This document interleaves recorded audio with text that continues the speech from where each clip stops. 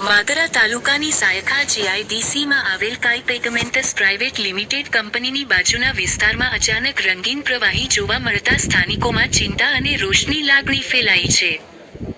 ખુલ્લા વિસ્તારમાં છોડાયેલું આ રંગીન પાણી સામાન્ય છે કે તેમાં કોઈ કેમિકલ તત્વો ભળેલા છે તે અંગે હાલ સ્પષ્ટતા થઈ નથી, પરંતુ ઘટનાએ પર્યાવરણ અને જાહેર આરોગ્ય સંબંધિત ગંભીર સવાલો ઊભા કર્યા છે.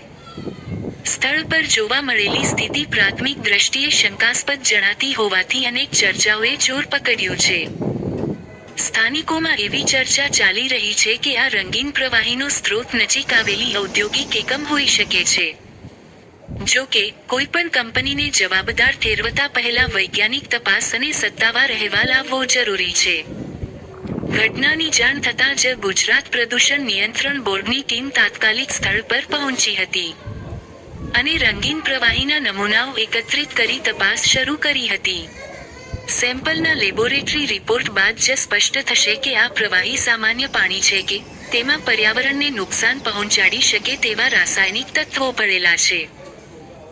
જો તપાસમાં કેમિકલયુક્ત પ્રવાહી છોડાયું હોવાનું સામે આવશે તો તે માત્ર પર્યાવરણના નિયમોનો ભંગ નહીં પરંતુ આસપાસની જમીન, ભૂગર્ભ જળ અને જીવસૃષ્ટિ માટે પણ ગંભીર ખતરો સાબિત થઈ શકે છે.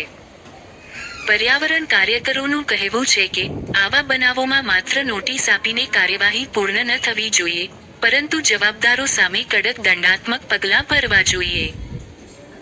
સ્થાનિક નાગરિકો અને જાગૃત વર્ગે માંગ કરી છે કે સમગ્ર ઘટનાની નિષ્પક્ષ તપાસ કરવામાં આવે, સેમ્પલ રિપોર્ટ જાહેર કરવામાં આવે અને જો કોઈ ઔદ્યોગિક એકમની બેદરકારી સામે આવે તો તેના વિરુદ્ધ કાયદેસરની કડક કાર્યવાહી કરવામાં આવે.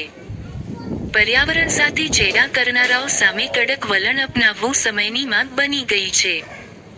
હાલ સમગ્ર મામલે જીપીસીબીના તપાસ અહેવાલ પર સૌની નજર મંડાયેલી છે. હવે જોવાનું એ રહેશે કે આ રંગીન પ્રવાહી પાછળનું સાચું કારણ શું બહાર આવે છે અને જવાબદારો સામે તંત્ર કેટલું કડક વલણ અપનાવે છે.